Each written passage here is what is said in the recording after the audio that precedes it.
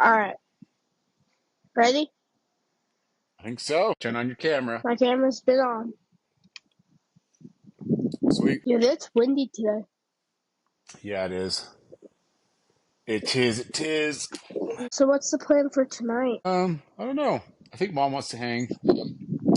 Might go grocery shopping. Okay. See if he read my message. Okay, it's 108 where he's at, so he just went to go grab something cold. Okay. But he said he Where should are be. where are these guys always at, dude? I don't know, but Like San Diego, Hawaii. yeah, for real. For real. Yeah, we've already had one phone. Well, we've had two phones overheat. Phone has. Yeah. Yeah, so three then, because we had yours, we had Pono's, and then Isaiah's phone. You didn't meet him yet, but his phone overheated as well. It was nuts. Is that why you guys had to reschedule? Yeah, his phone overheated, and then he was just gonna get a new one. Really? And I told him, I said, I've been there. I had an old phone forever. Yeah. Let's see what time it is. We are okay What time are we starting? 5? at 5. Yeah, So in 3 minutes? yeah. Okay. Timmer's home. I just got a text. Really? Yeah, I mean, if he does go rush, he's over here. right. Is he gonna stay for dinner? I don't know. I've even checked if my cover and stuff has gotten here on my go-kart stuff. Oh, really? It's probably here after the podcast. Yeah, I just told him. My hair looks like it's been electrocuted. I'll Okay, he's about to join. get my mouth ready. My voice. That's right. That's right. Get that whistle. You also like my Riverside logo? That's right there. Yeah. It's gonna go away though. You know that? Why? In post. Well, that's what you do. Look at my eyes. You put your hands down, then you go. It's true. It's to channel that energy, you know? But you do that even when you're just watching like a YouTube video. Oh, really? I gotta pay more attention. I got to pay more attention. Then you just ate something and you go. It's all good. That just means I liked it, you know? Just means I I need liked to get it. my hairline fixed. Oh, that's funny. It might just be needs to get washed. No, because what? Oh, dude. Yo, what's going on, guys? How's it going? Dude, we got you. Let's Okay. go. All right, you guys ready?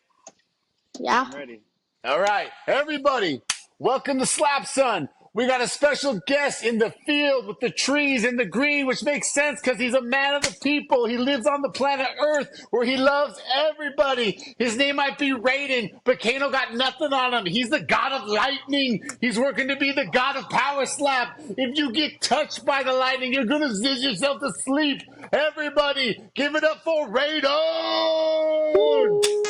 Let's go. Thank you guys for having me on. I'm happy to be Yeah. here. Absolutely, man. Everyone, we've been trying to lock this bad boy in, and we finally did it. So I'm happy you're here, my man.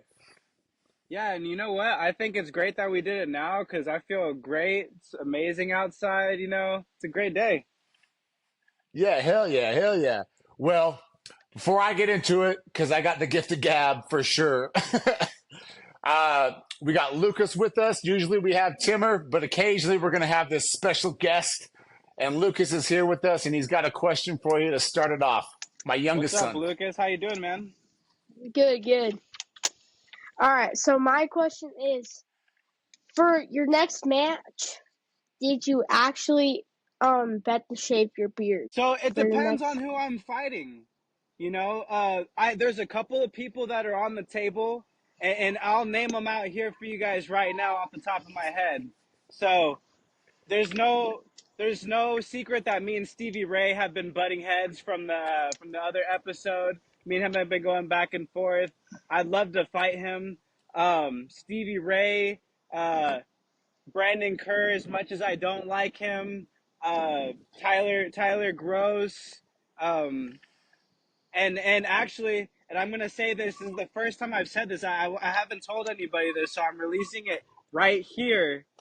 I got a DM from a guy named Chris Debo, number 8 in the world welterweight, and I'd love to fight him too, and I'd put anything on the line. Man, Lucas, did you get all that? No reaction. So when someone who's ranked Like number eight, well, in the world, is it like, hey, bro, I'm going to get you? Is it hello? Or is it immediate, you know, trash talking? I don't really know him like that. The Okay. only thing that I know is by like I've just seen him before. And knowing that he's top 10 in the world, it means it honestly means a lot that people are want to fight me. You know what I mean? These guys that are top 10 want to fight me because of the energy that I bring and the showmanship that I bring and the fight that I bring. And so what he DM'd me and he said, "See you at 170, winky face." Oh, shit. And so I haven't responded to him yet. But Chris Debo, if you're seeing this, I will fight you and I would finish you. And I'm not impressed by your slaps. It's all respect, but you know, I'm from the west side, man. It's all power over here, brother. I'm not It's getting taken over. out by no country boy.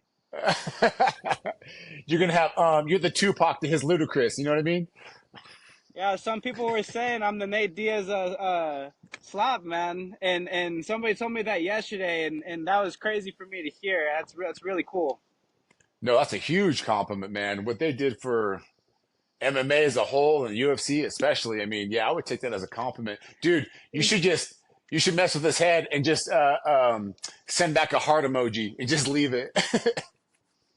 I didn't want to say anything, because sometimes if you always respond to things, or if sometimes you just say too much. Sometimes not saying anything says a lot too, because he knows that I see it. Yeah, no, I agree. Maybe silence can showcase your strength without showcasing your strength, if that makes sense.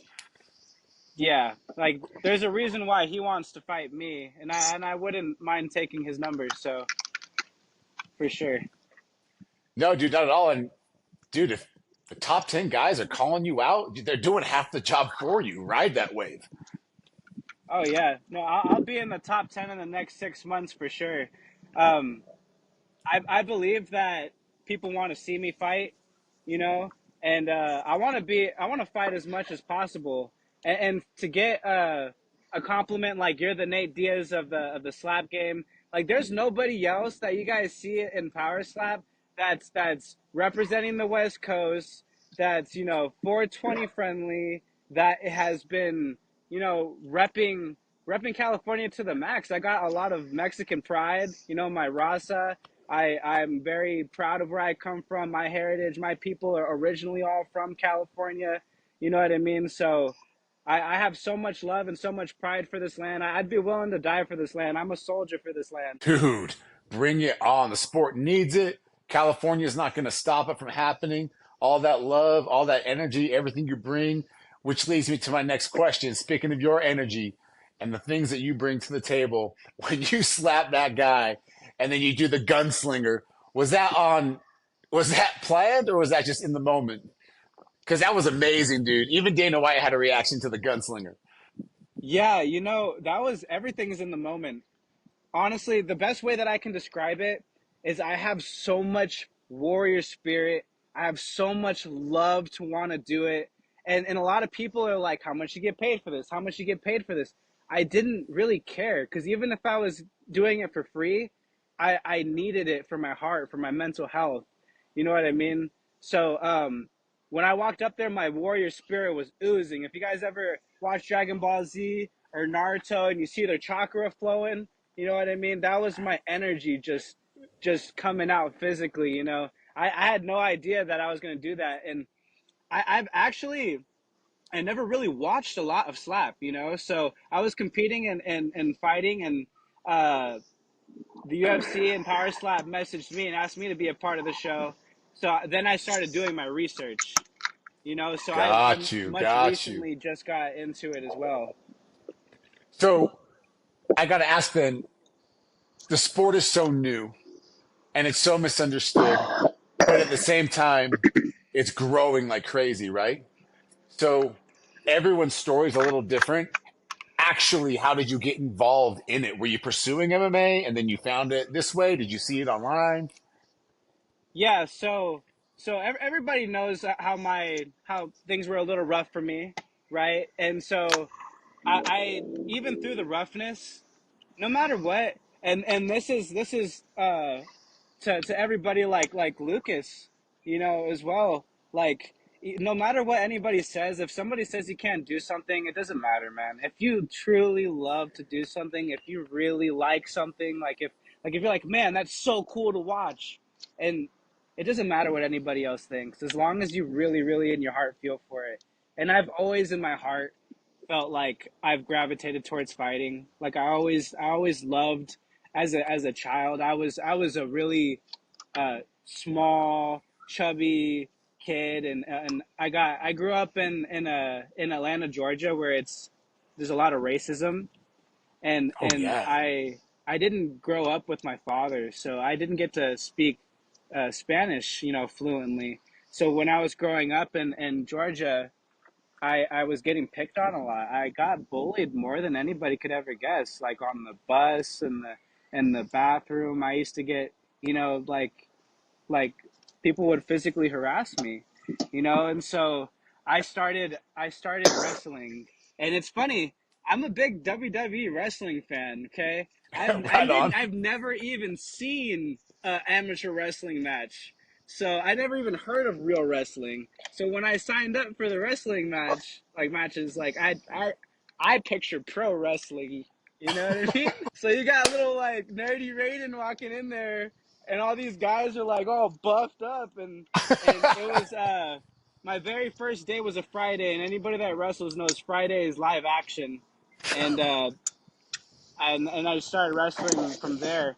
So just with my upbringing, I have a lot of love for fighting, and I was pursuing a Muay Thai fight at the Los Angeles Convention Center at 190 pounds. I took Okay. it on 4 days' notice against a guy that was probably about 6'4". I'm 5'9". You know what I mean? Do the math. And I went in there. I tried my best. There was hundreds of people there. I felt it was amazing just to feel like an athlete. You know what I mean? Like really be respected and to be brought in there with other athletes. And months later, it wasn't the day of. It wasn't the week of. It wasn't directly right after. But months later, I got a text message from Joey Varner, and he produced the Ultimate Fighter. He produces the Power Slap. He's like a really big name in the production of the UFC. He messaged me and Wow. said, "Hey." How do you know to get a hold of you, man? He got a hold of me through my Instagram because I Oh. posted that fight on my Instagram, and so he asked me. He was like, "Hey man, I really love your personality. I checked you out. I saw your fight. I'd love to have you on the show called Power Slap. Are you interested?" And when I first got that Instagram message, I couldn't tell if it was real or not. You know what I mean? Yeah, for And sure. the emails and all that, but it all suddenly started becoming realer and realer by the days and the weeks. At what point when those were going on, did you when you knew it was real, did you start to get more adrenaline, more nervous, or just like, oh man, I can't screw this I up? had so many things that I had to take care of in order to be there. And they say it's the fight before the fight, right? Just being able to get to the fight. I was homeless. I have a dog. You know what I mean? I wasn't going to be able to go unless my dog was being taken care of, and so I really went on to scramble mode, cutting weight. I was probably about 200 pounds when they called me, and they called me Whoa, from aren't you 170. I was gonna say, aren't you 170 now? Yeah, yeah. But they only What'd you gave me do? like a hard. I just bust my ass, man. I got into my gym. I got into two gyms. One gym had a sauna in it, so I was really using the sauna and just running. And I actually have that all on film. If they don't release it, throughout the season, I have a lot of really cool footage that I'll be able to release that I got professionally made. I was running, and I would go into the sauna. Like I was training 5 times a day, literally. I swear to God, like 4 or 5 times a day. Like I was homeless, man. What else was I gonna do? Somebody told me there was thousands of dollars on the line. Like that's the time where you start putting your money where your mouth is, and you start doing what you need to do. And what I needed to do was get my butt to 170. And so um, when I started cutting weight, the athletic commission didn't clear me, so I ended up fighting at 185 because I was going too hard on the weight cut. Oh, it was more like they just wanted you to do it to be safe, I guess. Yeah, and I have a lot of love and respect for the president, Frank, because he was looking at my safety. And at the end of the day, no matter how bad that I wanted it, if he didn't feel comfortable, if I didn't feel comfortable with looking at somebody and, being like, he's probably not going to give his best performance. He'll probably give his best performance at another weight class right now, you know? So they gave me an opportunity to fight. It's like Dana says, do you want to be a fighter? Are you here to pick and choose what you want? Or are you here to be a fighter? I showed up to fight. I wasn't leaving without a fight. I didn't care if it was light heavyweight, I would have fought. I told them any weight class when they first called me. It didn't matter. So they picked welterweight. Yo, anytime, anywhere, and you back it up. Yep, anytime, anywhere. That's including if I get the Stevie Ray fight too. And I'm throwing that out there again. Anytime, anywhere, 185, 170, Abu Dhabi, California. They just opened up in Texas. That's his home state. I'd love to go into his backyard and slap him. I want to do the biggest things, man. Like, I just have so much fucking love. Like, I want to walk out into a crowd of people and just touch masses and just feel energy. Like, I just love that energy. And some people can't handle it, but just like Conor McGregor, and I'm a big Conor fan, it's like you can hone it and use it towards something great. And I don't think a lot of people could tell I'm a big Conor fan, but I grew up watching just like everybody else. You know what I mean? Yeah, 100%. So I love that, man, because I think there's a lot of guys, and we've been lucky enough to talk to a lot of the fighters, right? And there's a lot of guys that they might have the skill, but they don't have the presence, right? It doesn't radiate anywhere. And it goes both ways, where you could have the presence and it radiates everywhere, but you don't have the skill. And you're in a position where you've got both, right? So I gotta ask, going from a homeless situation, it's just you and your dog. You fight for life every day, and then getting into this house. Do you think deep down, or maybe not even deep down, it just meant so much more to you, and you just knew this was your shot? Yeah, you could tell when I walked onto the stage, there's Neil and what he was going through, and then there was me and what I was going through, and I was going through a lot of pain with everything that you just said. On top of that, I have a son, and it was hurting me not to be able to see him. Like every dad loves their son with a passion. They would do anything just to see them smile, and I couldn't even be there to see him grow in certain days. So like every time I'd see him, he'd get so much bigger, and it's obviously like I wanted to be there every day, but it's like, how am I gonna sleep? How, like, I don't have enough gas to be able to drive over there, and then like I'm living at the beach. I'm eating canned spaghettios, literally. I was eating canned spaghettios uncooked, and then next thing you know, I'm in Vegas in the Fighter Hotel, and I'm fighting in front of Dana White. It's quite a trip. Yo, that is Rayden, man. When you hit the goals you want to hit, you're gonna look back and just know you're the king. You did it, man. I'm really proud of where I am right now. Just being any man that can have their own home and put food on their own plate. It just feels so good. And I don't claim to be perfect by any means, but every year I'm getting better. You know, I still have my struggles, but I know I'm 24 right now. So when I'm 25, 26, 27, those years, I can picture the beauty in them. You know, who knows how many matches I'll have by then and how many title matches I'll have by then. Yeah, exactly. Uh, wow. You know what popped in my head, man, when you're just saying that and then kind of envisioning is, yeah, a lot can happen when you get to 25, 26, 27. But dude, the sport's so young and you're already a big personality. Even in the next 12 months, you think you'll get that strap? You think you'll hit that goal? Yeah. I mean, it depends if they give me a matchup quickly. I mean, I did back to back matches, you know, within a week. So the second fight has yet to be released, you know, and so I'd love to do back to back matches again. Like I'd love to do a fight and then do another fight the next week. Like Yeah, I really want to fight. I mean, Hmm. how great can we be? You know what I mean? That's the question. dude, 100%. So next fight, what? When do you hear you're on the next card? Like PS9's coming up. You already told me you got the energy. You want to be in it. You want to do it. You want as many fights as possible.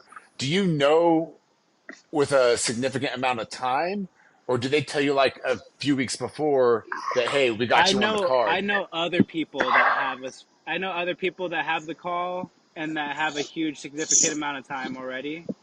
So hearing them tell me how much time they have, that means okay, well I'm gonna get ready with them. Like they might not have called me, but you know what? I'm gonna set my timer on my phone just like y'all. I'm gonna train just like you guys, and I'm gonna act like I'm on that card just like y'all, because I'm gonna be on that fucking card. And manifestation is a real. Manifestation is a real thing. If there is any proof of it, bro, like I am a normal guy. I'm telling you, I am a normal guy. I may have been through some things, but like Cook, baby, cook. if you would have told me I would be fighting in front of Dana White, I would have believed you, but I would have thought it would be years later. Like it's now. Like it happens. If you like I said earlier, if you really follow your heart and you don't listen to other people and you stay on your path because other people don't see it the way you see it. Like do you think like my baby mama could envision me doing well in the match? Like she didn't even want to be there for my fights, my Muay Thai fights, just to like be there. So like you got to do what you want to do, you know, and imagine not being who you are, you know, that would be horrible. For so long I was somebody that I wasn't, you know, I was living for other people, and the only thing that you have to worry about is, you know, if you have kids, take care of your kids and to follow your dream. I Oh, mean, dude, you I can't go love that wrong with message. following your dream. Can you imagine being like a, you know, it's okay to be, you know, like an everyday worker, but could you imagine being a normal person for your whole life? Like, you know what I No, mean? Like, no, I know 100% what you mean. In that's fact, really sad. it's sad, but we were just talking with Crazy and Pono the other day, and yo, they said the same thing. They're like, look, I live my life this certain way, and it's just been recently that I've been able to, break out to who I actually am and be who I've always wanted to be. And so for you to find that and feel that at a younger age, they're both a little bit older, I'm a little bit older, is gonna pay huge dividends, Like, bro. That's a I always knew who I was. I always knew I was a fighter. I know I'm a fighter at my heart. If this never happened, I'd still be a fighter at my heart. You know, I would have been fighting somewhere else for whatever else, probably for free. You know, and I would damn. have fought with the same exact intensity, the same meaning in my heart, the same pain in my voice, you know.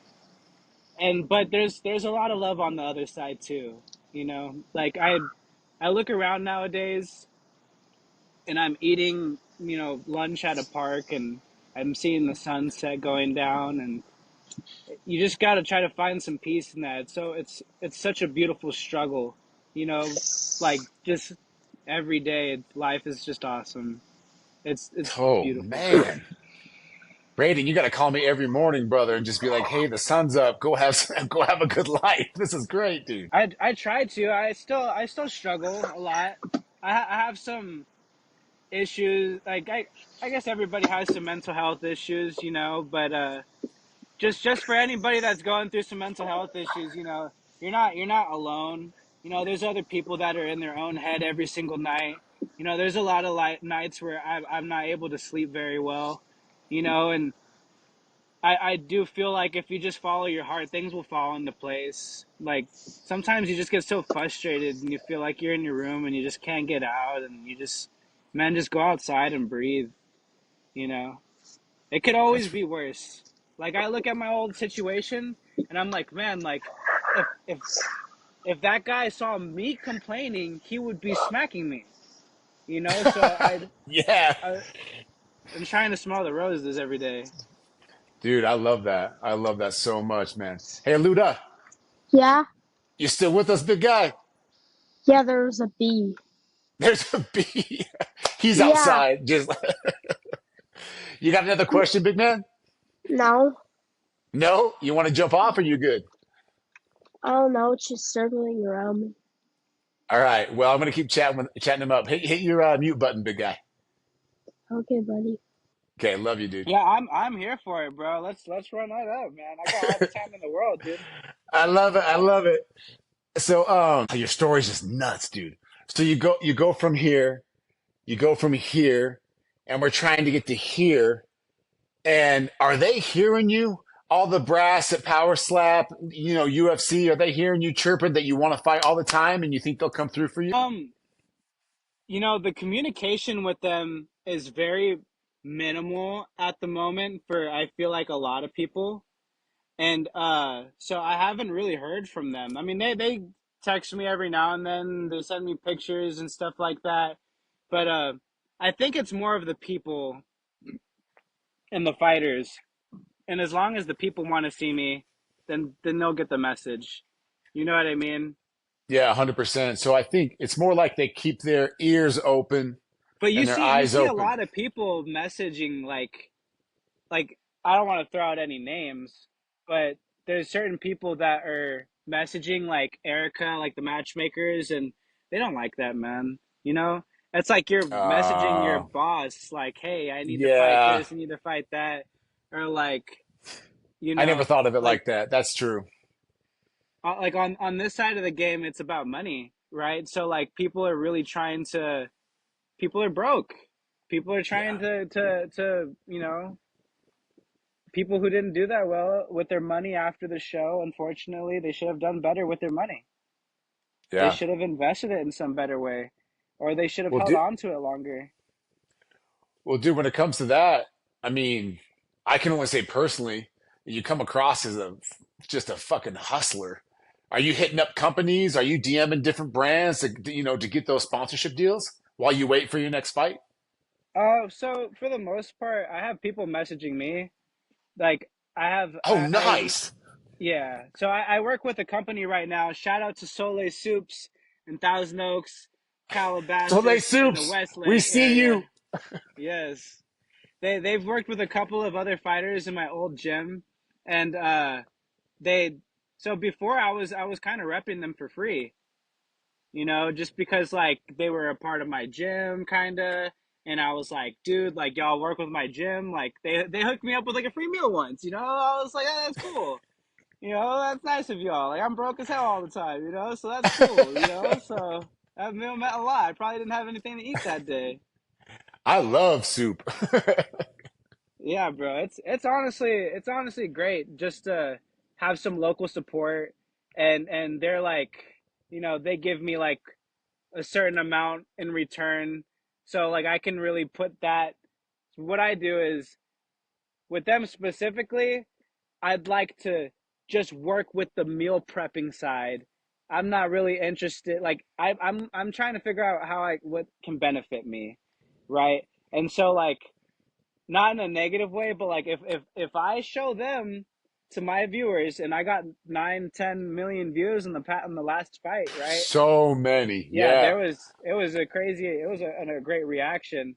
So to show them while I'm having these views, they're willing to like help me cut weight and keep me on a healthy diet, and I don't have to spend a dime.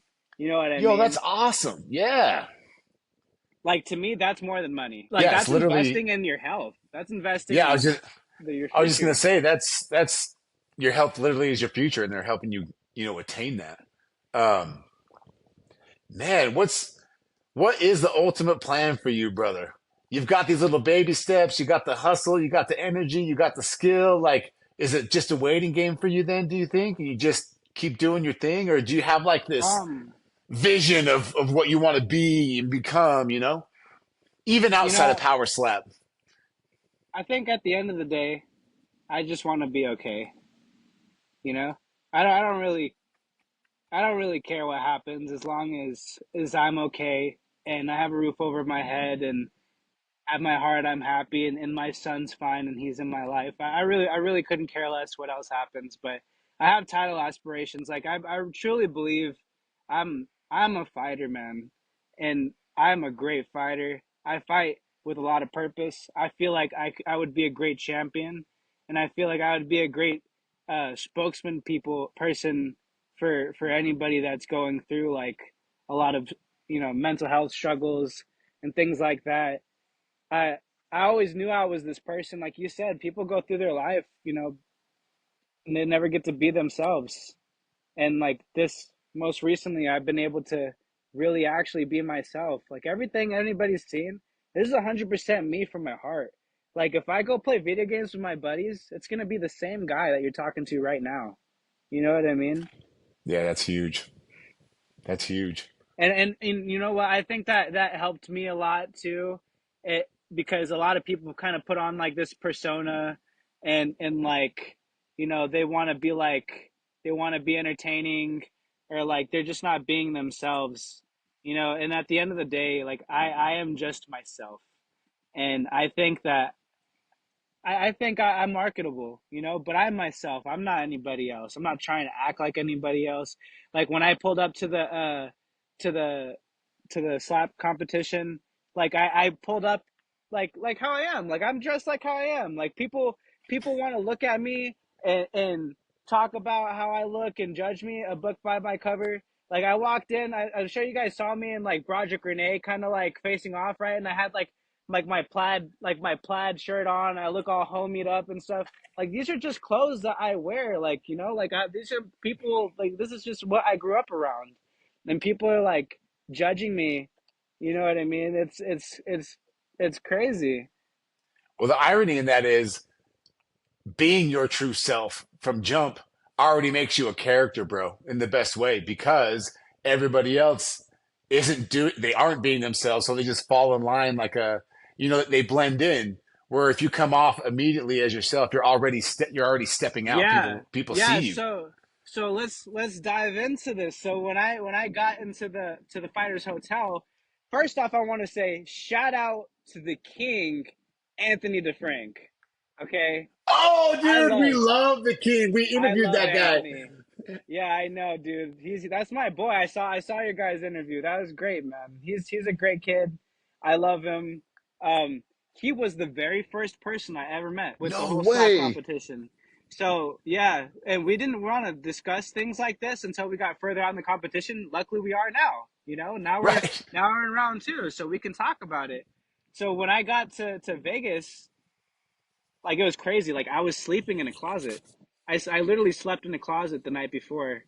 Like literally like a small closet. Like, and like a rundown like side house that nobody's allowed to live in because it's fucked up. So I put myself in the closet so people couldn't see me, you know? And so like I get this like SUV that pulled up to my house, or not my house, but like, where I was staying at the time. And Right. Right. I put my bags in the morning, and I went to honestly it was one of the cleanest experiences I've ever had, bro. Like the UFC picked me up from my house because I told them I was like, how am I supposed to get to the like? They told me, okay, be at the airport. I'm like, I don't feel like I'm broke, right? Like I don't feel like I need to drive to the airport. Like I feel like you guys should be the one to get me there. And so they did because they're great. They're amazing. They don't No they don't shit. they don't know what's going on until I get there. They don't know my story. So like when I tell them like I'm going through this shit, they're like, "Oh, we have your back." And that's what's so great about them. They just sent me a car immediately. Like they no questions about it. They hooked me up with the ride. And so when I got to the airport, it was so clean, dude. Like there was nobody there. I just like it was LAX, dude. Like I just like walked in, walked straight to my flight. There was nobody sitting next to me. It was a 30-minute flight. I got down. I've never been in Vegas before. I walked out and I was like, wow, like what like this is great. Like wow, look at this.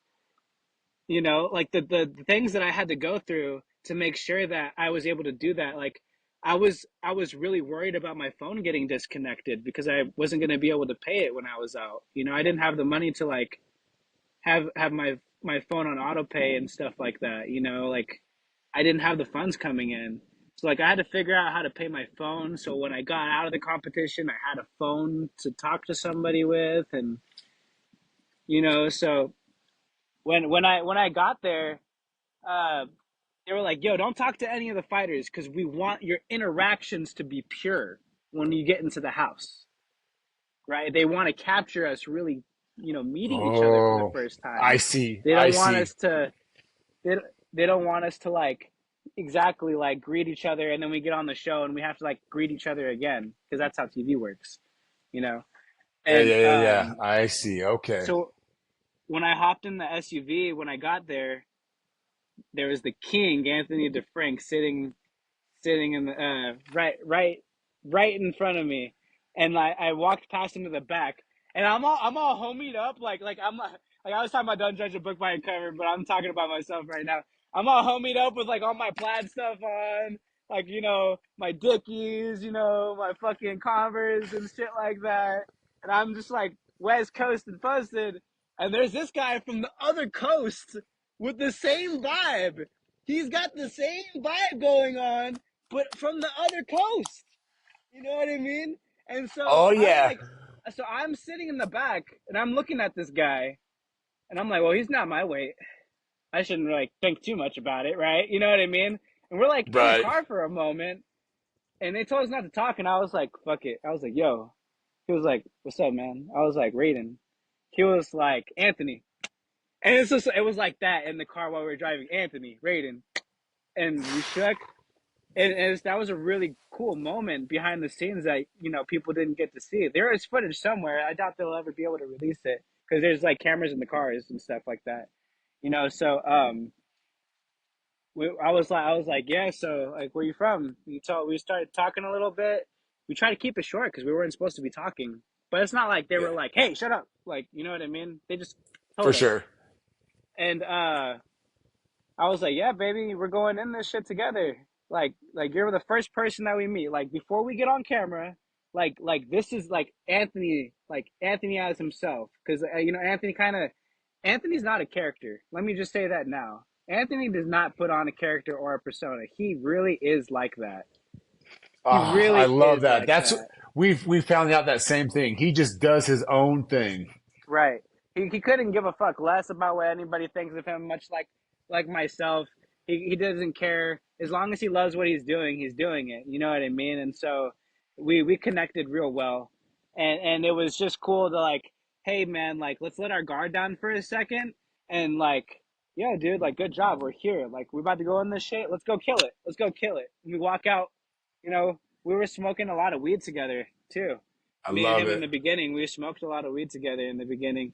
And yeah, the next person I got to meet, Pono. Those are like the two best first meets in the game, dude. Yeah, I don't want to say, well, I can only say from my angle, but I was the first person to really meet Pono.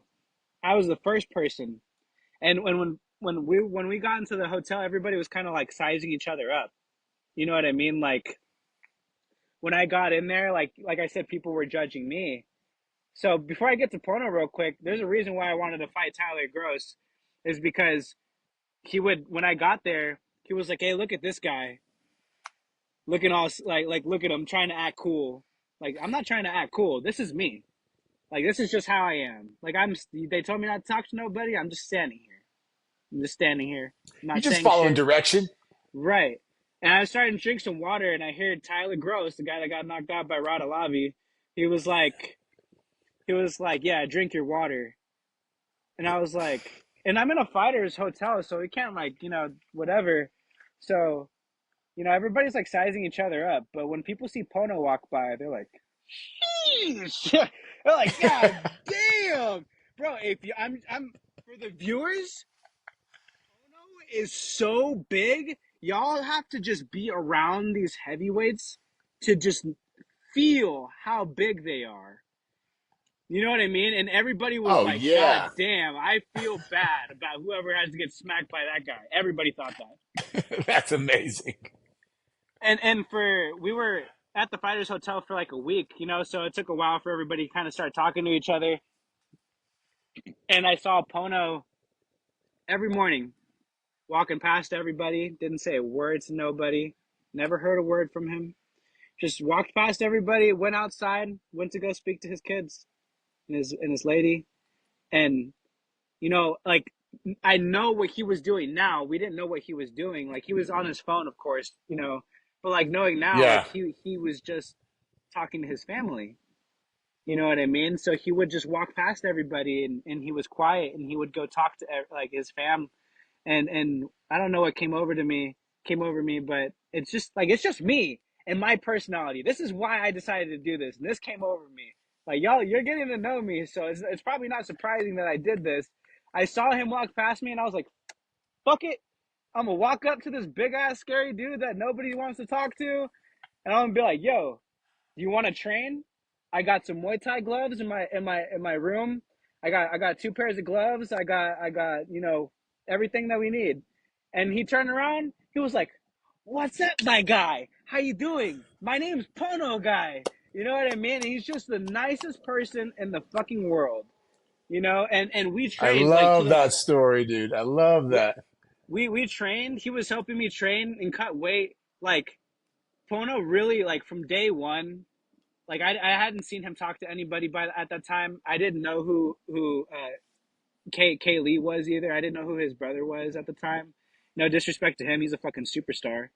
Um, but But still, I just didn't have that much information on Slap. So when I met him, me and him really connected, and I just noticed that like I didn't talk to anybody really at that time, and he was kind of like my first friend, and we were working out in the back of the hotel, running sprints, doing circuits, jumping jacks.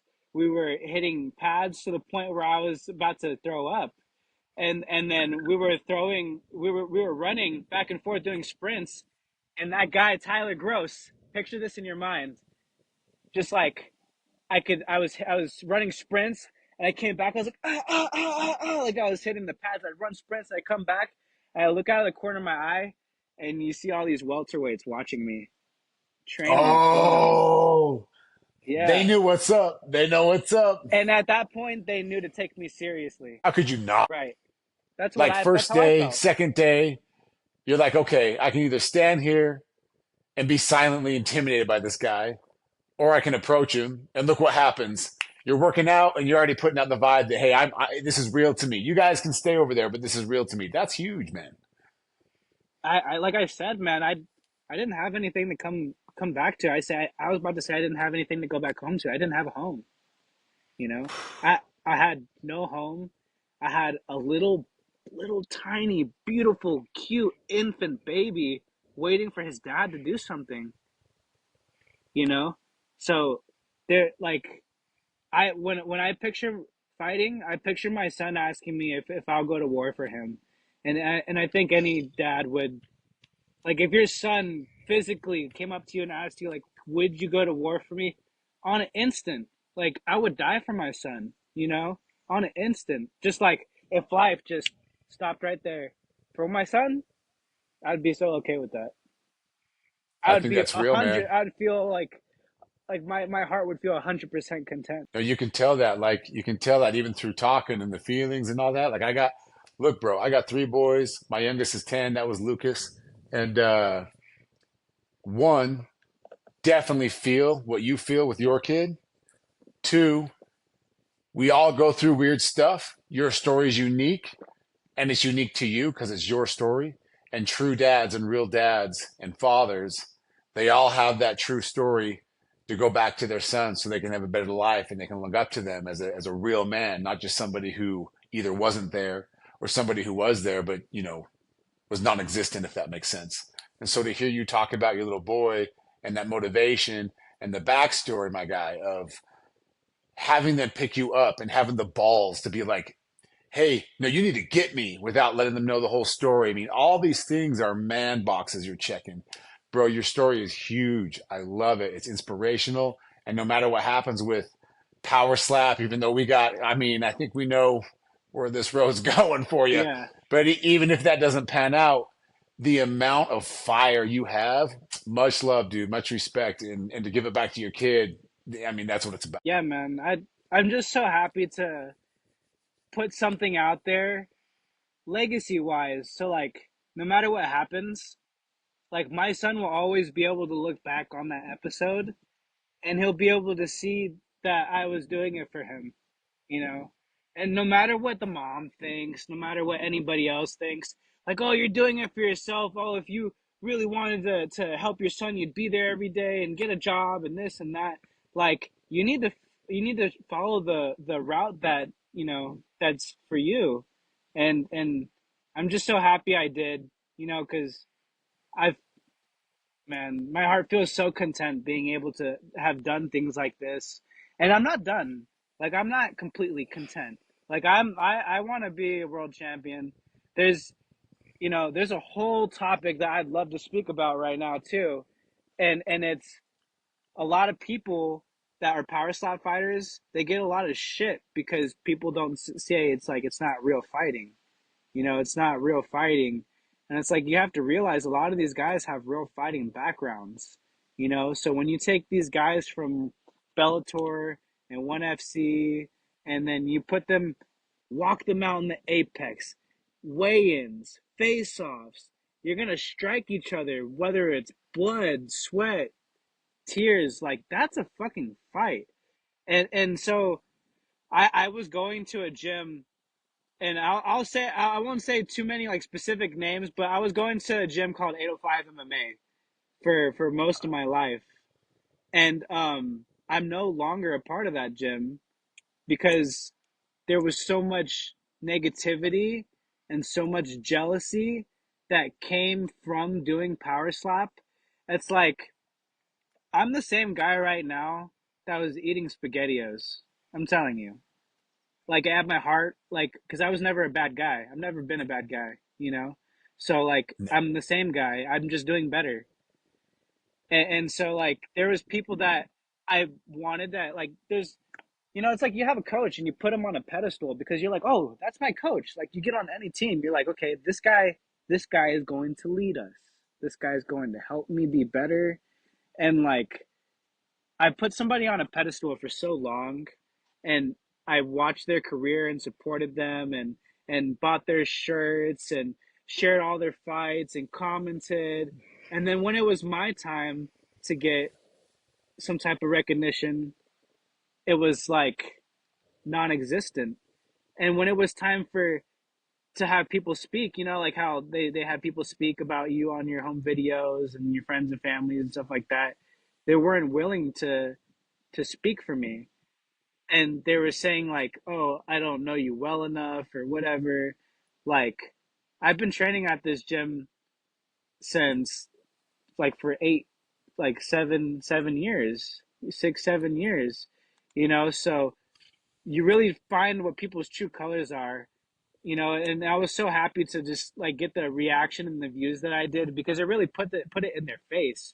That's why sometimes you see me throw a little bit of shade online is because I felt so neglected from a place that I put on such a pedestal.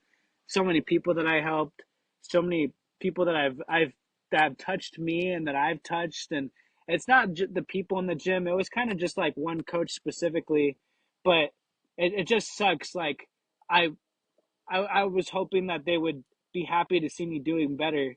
Like these guys seen me, like I was taking showers there. I was training there with my dog in my car.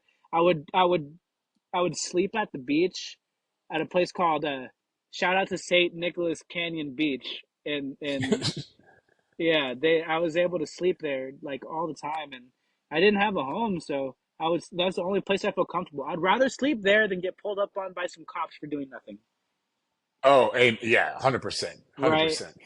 And so I would drive over there to my gym like in the next city and train in the mornings and you know I was going through issues like financially and so I was I was paying like a certain amount per month and it's like if it was like if I paid like $50 and that would allow me to like say I pay like 150 and it would let me train for a month, right? And say I paid 50 and then I pay 100. Like say I paid 50 and I didn't have any more money to keep training for like that next week, and I knew it was kind of like the cutoff, I wouldn't keep training. You know what I mean? Because I felt bad. But for a while, they were like, they were cool about it. And then all of a sudden, there was like, ever since I started doing power slap, there was like this like weird mix. You know what I mean? Like there's like this weird Yeah, like just maybe like a energy. funny vibe or something. It's like I saw this guy that I'm talking about, and I was like, "Yo, like this is before our fights, right? This is before our fights." So he had a boxing match coming up, and this is the coach of the gym, and I had our power slap match coming up.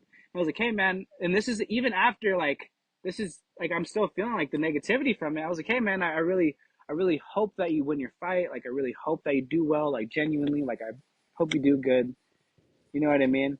Yeah, And then like a I see gentleman. him, right. And then you can just tell when this as a conversation when somebody's not giving you energy, especially when you know them, and they're just kind of being like a little weird. You can feel that they're not trying to be conversive with you and stuff. And so like I saw like he won his match, and then like I won my match, of course, right? And then we came back, and then I was like, yo, like good job, and they were like pissed off saying that like I didn't pay for like saying that I didn't pay for certain stuff, but like it was just bullshit. Like they were like spreading lies saying that like I couldn't like I couldn't pay for certain things, and like just telling people that I'm broke, and like I was like, bro, like I wouldn't go there if I knew I couldn't, like, you know what I mean, go past a certain day. Whether they knew that or not, I knew exactly what the details were because I only had so much to work with, and I wasn't trying to, you know, I wasn't trying to overuse them. I had given them so much love. I mean, like literally, I wore their fucking mouthpiece for my fight. You know what You I can't mean? give more love than that, dude. And yeah, it's just crazy. There's a lot of gyms that a lot of slap fighters kind of get put out, and people don't take them seriously. And it's like we're getting close to. I just got 10 million views, and if that's not taking you serious enough, you know, go look at Dana White's face after my fight. You know, Dude, no, amen to that. Do you think at the core of it all, it really was just like, what the fuck and jealousy because they didn't understand? when Because I you're out there, man. Like you're out there. They're not. right, and that's kind of what I say now. That's not what I wanted to say before. If it was a perfect world, he would have been like, dude, I'm so fucking proud of you. Like, thanks for like supporting me. You know what I mean? Like a fucking friend, bro. Like a fucking friend. And if you're not gonna treat me like a friend, then why would I want to represent you in your gym? Dude, yeah, it's hard to argue with that because in the MMA and fighting and combat community, that gym, you really do gel into a family. So if it's not right with your family, you gotta go do your own thing. It's like there was a lot of people that felt like family there, and they're still super supportive. But it was just that one coach, and Got you. I don't know why there was negativity. I don't know why like it felt like that. I wish it didn't. You know what I mean? Like I wish it didn't feel that way because I wanted to rep their gym. I wanted to come out. I want to wear their shit right now, but I don't want to anymore. I'm just saying I wanted to.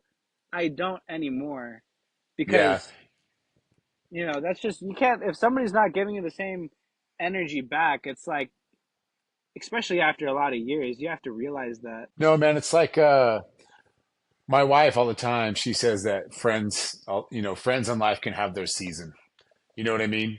And if those friends choose to continue on in more seasons, that's up to them. But you're forging your own path, and that can get weird. It can get mean from other people. Like I said, jealousy. But at the end of the day, those friends were there when that season was in, and now those friends are gone because that season's out when you're on to a new one, my guy. Yeah, thank you, man. And that guy, if actually my Muay Thai fight is actually on YouTube if anybody wants to see that. But um, he's that guy's in my corner, and it's just just you gotta be where you're appreciated and not tolerated. And I know there is a lot more places that would accept me, and actually I have a friend that just moved out here from Vegas that was originally on my team, and he's not with that gym anymore either. And he was actually supposed to be on the season 3 of Power Slab. I think he's going to be in season 4. He's a heavyweight or a super heavyweight. His name is Jamal Harris, Mac Measy. He's a fucking loudmouth Wait, gangster wait, wait, dude wait, wait, from wait, wait, LA. wait. His name's Smack Easy. No, Mac Measy. Mac. Or sorry, sorry. He needs Yeah, to put an S in front of that Mac, dude. yeah. Yeah, he's a great guy. He's about to have a baby. He just moved out here, so it feels great because I haven't had a team, you know. So like to be able to have somebody to train with that I know is like credible, that's a professional fighter already, and you know, like it's kind of hard for some of us slap fighters to find people to train with. Like it might be actually easier for me because you know I live in California, so there's other people that I've talked to already, like Isaiah Quintones. We were He's talking about great. training together. Israel, the I forgot what his last name is, Israel, but he's number 1 ranked middleweight or something like that too. Right?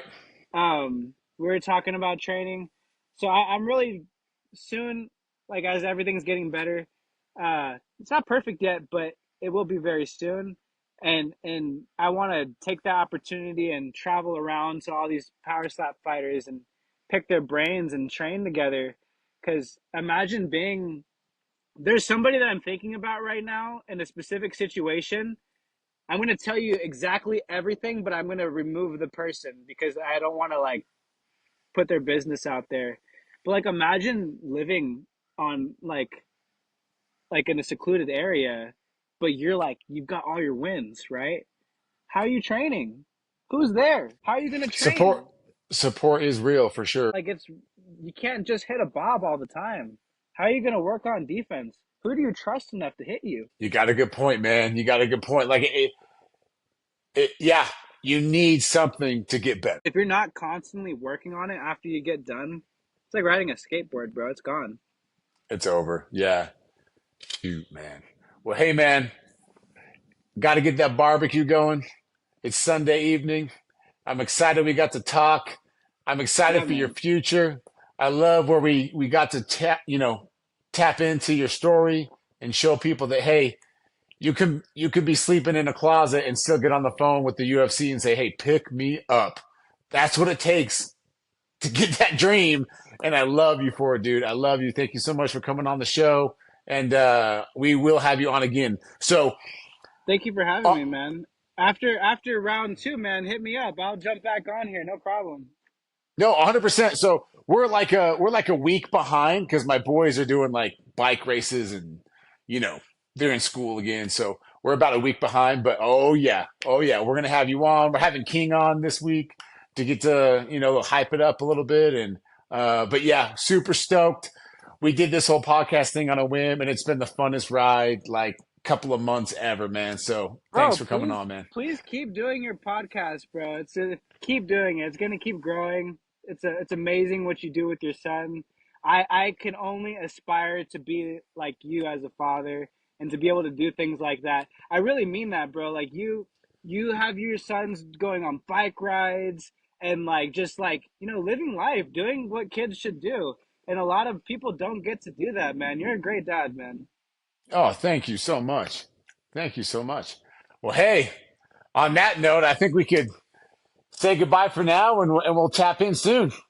Hey, hit me up, brother. Thank you for having me on the show. Oh, it's time. Let's do it.